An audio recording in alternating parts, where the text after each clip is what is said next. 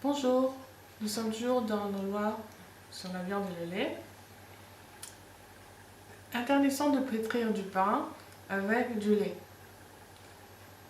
Pourquoi? Eh bien parce que le pain est toujours parfait. On n'a pas l'habitude d'avoir du pain au lait. Et comme on n'a pas l'habitude, et si on boit du pain, on risque de le consommer avec de la viande. Donc c'est interdit de pétrir du pain avec du lait. Et si on l'a fait, il faudra le jeter. De même, on ne pétrit pas de pain avec de la graisse qui est bassari.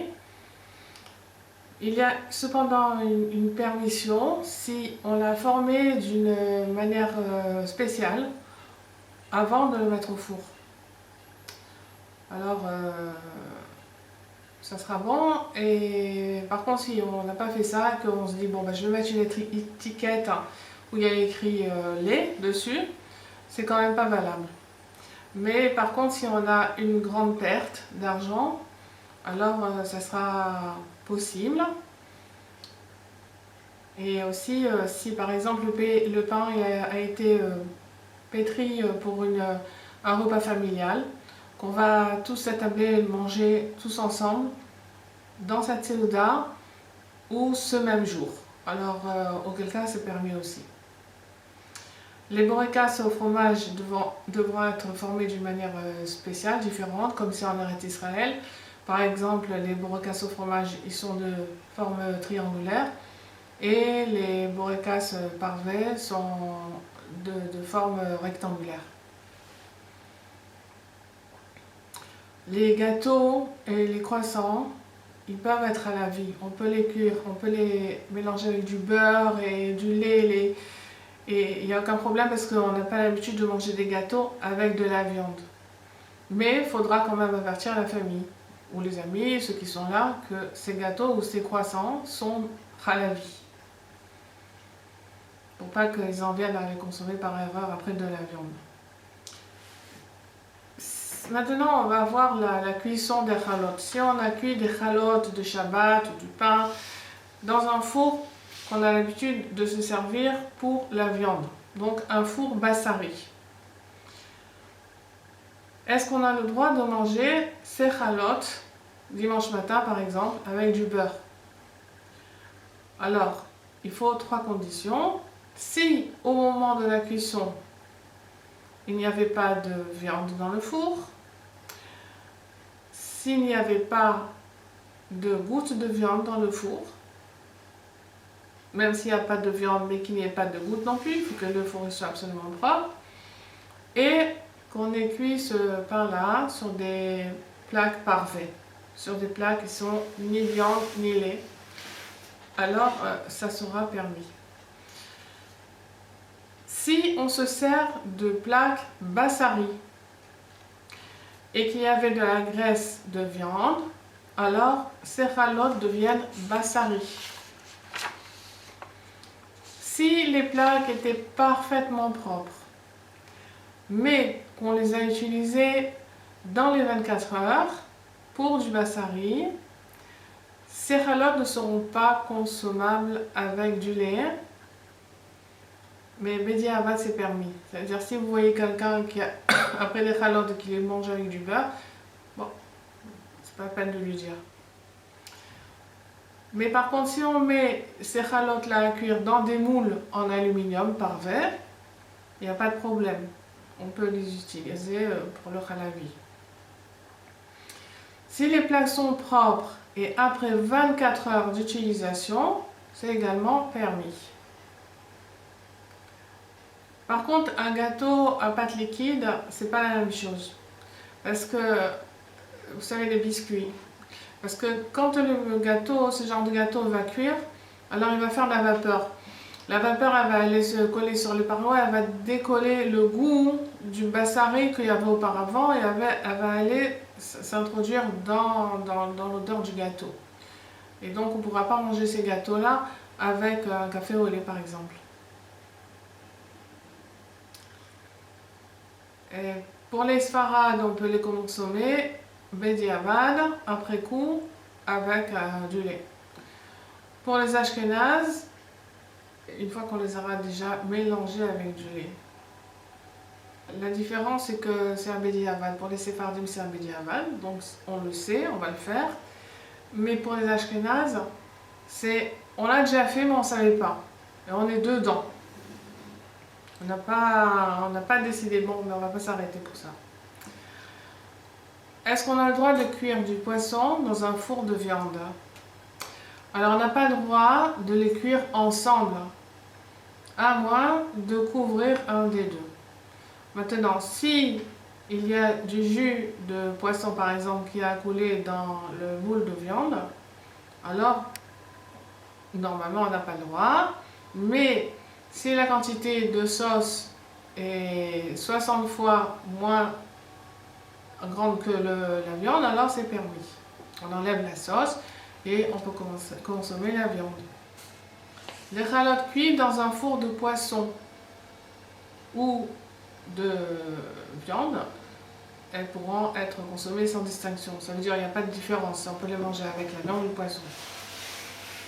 Pour le toaster, alors on ne doit pas réchauffer une tranche de pain dans un toaster lait, même dans les 24 heures, même si 24 heures après il n'a pas servi, parce que au moment où le toaster il va chauffer, alors il y a de la graisse ou du beurre qui va sortir des parois et se coller sur le pain. Donc ce pain-là, on n'a pas le droit de le consommer avec de la viande. Si par erreur on a chauffé un schnitzel dans ce toaster, alors le toaster il deviendra taref et il faudra le jeter. On ne peut pas cachériser un toaster. On ne boit pas d'orgeat ou de lait de soja avec de la viande, bien que ça soit parfait, à cause de ce qui s'appelle maritaïn. Maritaïn, c'est de peur qu'on nous voit, on va croire que c'est du lait. C'est ça, maritaïn. Mais maritaïn, c'est pareil pour les autres. Même si nous, tout seuls, on est à la maison, on ne pourra pas. Parce que pour nous-mêmes aussi, c'est maritaïn. Qu'on s'habitue à faire des choses comme si c'était du lait. Mais c'est pas du lait. Et je me souviens une fois, on était dans un voyage avec les femmes à Oman, puis il y a quelqu'un qui nous a... Un restaurant, il nous a voulu nous faire une surprise, la belle surprise. Et il nous a servi des schnitzel, bassari, et il nous a fait des pizzas, parfait évidemment, mais avec une sorte de margarine dessus qui avait l'air comme du fromage râpé. J'ai eu peur quand j'ai vu ça et je me suis dit, je suis sûre que c'est pas permis. Le maritaïn, qu'il va manger cette pizza avec la viande, on n'a pas le droit de faire des choses qui sont comme si on mélangeait de la viande avec du fromage, avec shalom.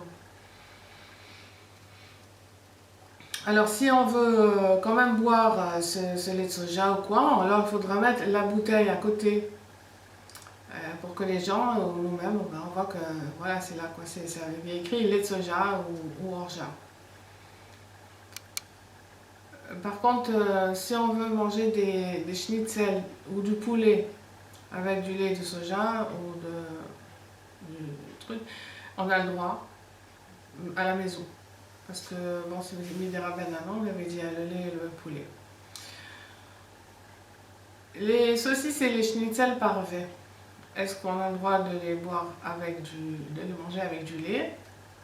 Oui, parce que les gens ils savent que il y a plein de trucs parvus comme ça de ce genre quoi. Alors on peut boire du café au lait parfait, mais pas pendant le repas avec la viande quoi. On peut le boire après. Et puis il ne faut pas que la viande soit sur la table au moment où on boit le café au lait avec du lait parfait. Maintenant, on va parler de l'attente entre la viande et le lait. Dans la Masechet Rolin, il est écrit que on ne doit pas consommer de lacté après la viande qu'après un long laps de temps. Ce laps de temps, c'est 6 heures.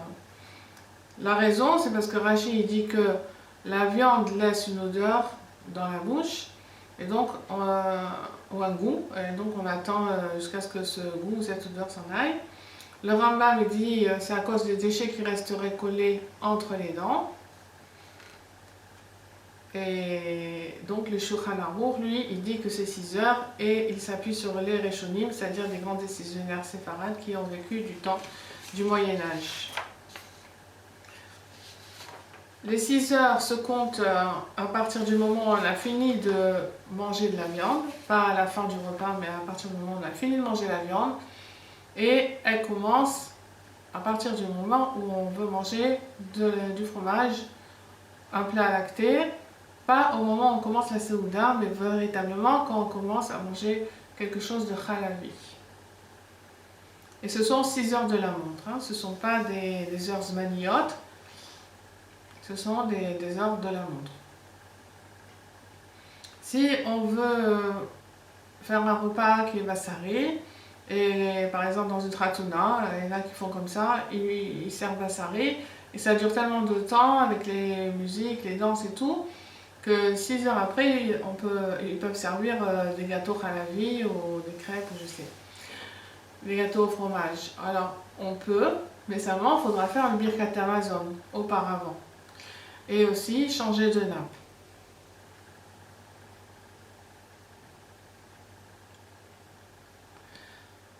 Alors, si on avait un doute, s'il y avait de la viande dans ce qu'on a mangé, ça peut arriver, il y a peut-être des méninas ou des omelettes, des trucs et tout. On voit pas de viande, mais on ne sait pas si ça a été cuit avec du jus de viande ou quoi. Alors, on aura le droit de manger un plat lacté, si on avait un doute.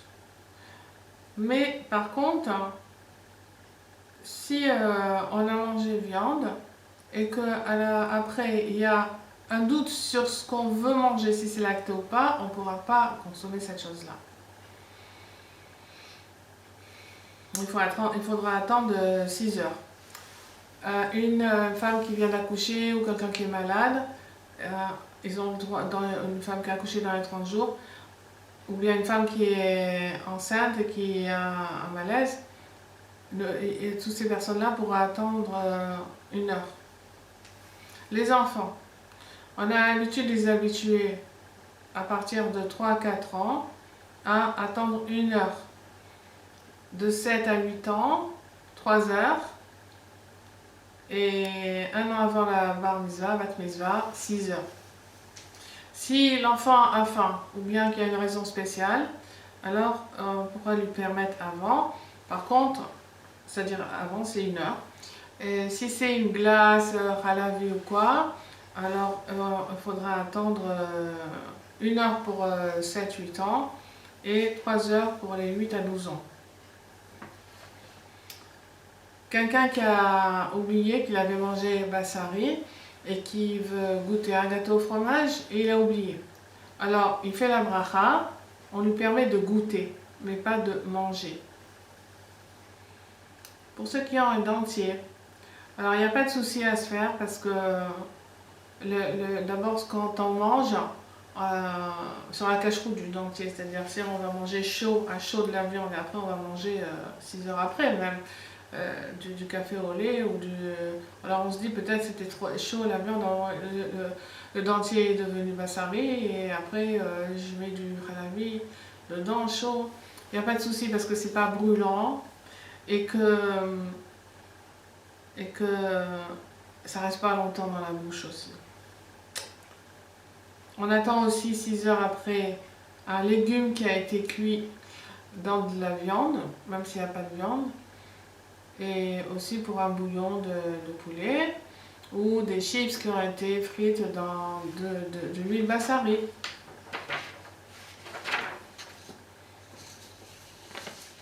Pour goûter, si la maîtresse de maison elle a mangé bassari et qu'après elle fait le repas du soir halavi, elle a le droit de goûter après 1 heure, mais pas d'avaler. Goûter et pas avaler et après 1 heure qu'elle a mangé le bassari. Quelqu'un qui a vomi, il doit quand même attendre 6 heures après avoir mangé de la viande.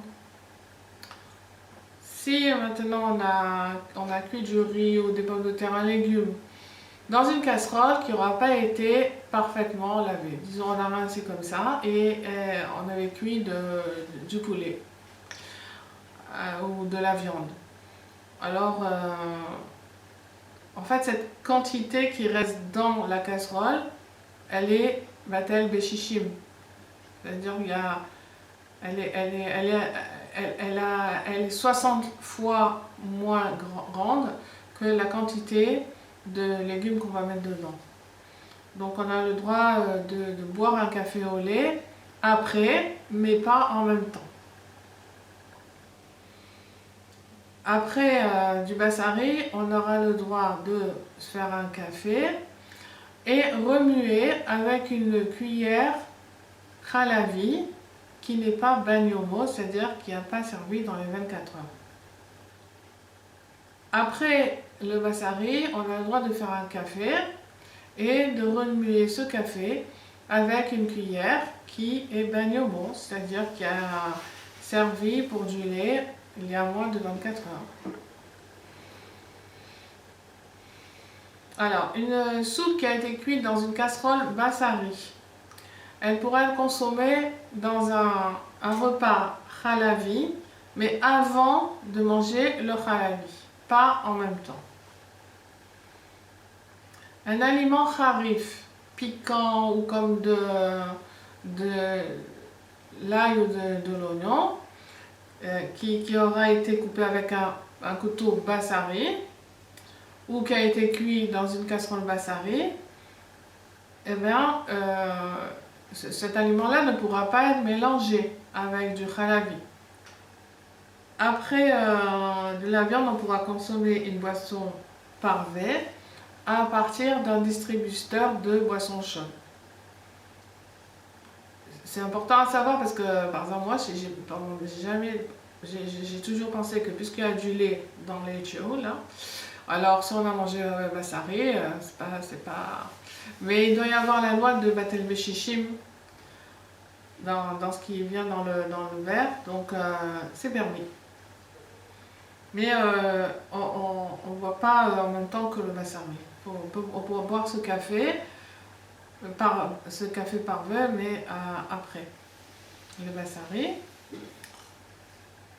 Si on est dans un lieu de travail où il y a un endroit pour le café, et les gens ils se servent du lait, tout ça, et quand ils se servent le café au lait, alors ils trempent la cuillère dans leur café au lait, et après ils prennent du sucre, et ils remettent dans leur café, ils remettent, voilà, c'est-à-dire que le sucre il est khalavi.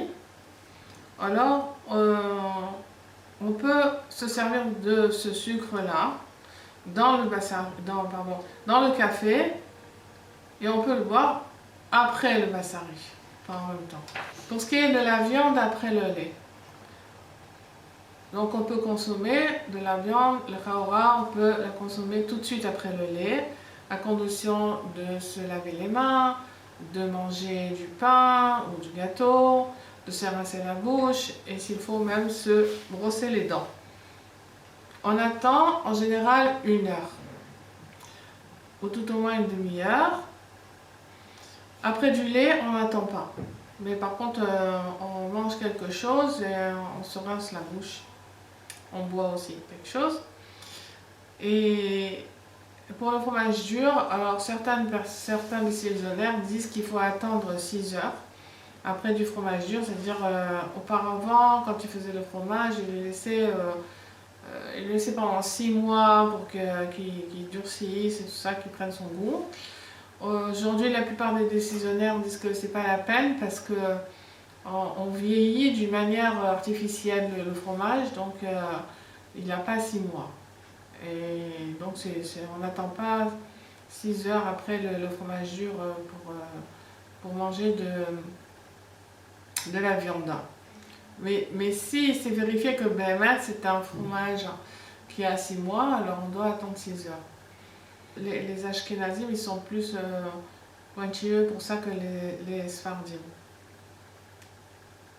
Les femmes enceintes, alors Or Zarwa dit qu'une femme enceinte ne doit pas consommer quoi que ce soit d'interdit parce que ça influence la nature de l'enfant. Il est permis de donner un enfant à une nourrice non juive, c'est vrai, mais on évitera parce que ça bouche le cœur, le lait d'une non-juive pour un enfant juif. D'après la Kabbalah, le lait est lié à l'attribut de Rachamim, de bonté, et la viande elle relève de la rigueur. Donc le mélange des deux, c'est la même catégorie que de mélanger le chatnez, c'est-à-dire le lin et la laine. Donc si on consomme en premier du lait qui représente la bonté, alors on peut enchaîner avec la viande avant de l'avoir digérée. Parce que la bonté, elle renverse la rigueur qui vient après. Mais si on a mangé de la viande qui est la rigueur d'abord, alors on ne peut pas introduire juste après du lait qui est bonté parce que la rigueur risque de l'emporter. Et il faut attendre que 6 heures que la viande soit digérée afin que la rigueur ne l'emporte. Donc après quoi, le pouvoir de la rigueur sera annulé et il sera permis de manger halavi. Nos Haramim précisent que certains actes font fuir le Tselem Elohim. Le Tselem Elohim, c'est l'apparence divine. Quand Kadosh Baruch Hu, il a créé l'homme, il a créé Betsalmo à son image. Donc les Chachamim nous disent qu'il y a certaines choses qui font que le Tselem Elohim il s'en va du visage de la personne, entre autres de manger des choses qui ne sont pas cachères, de ne pas faire attention quand on mange des salades ou des fruits aux insectes, de ne pas faire des bicotes, et aussi de ne pas attendre les 6 heures entre le lait et la viande.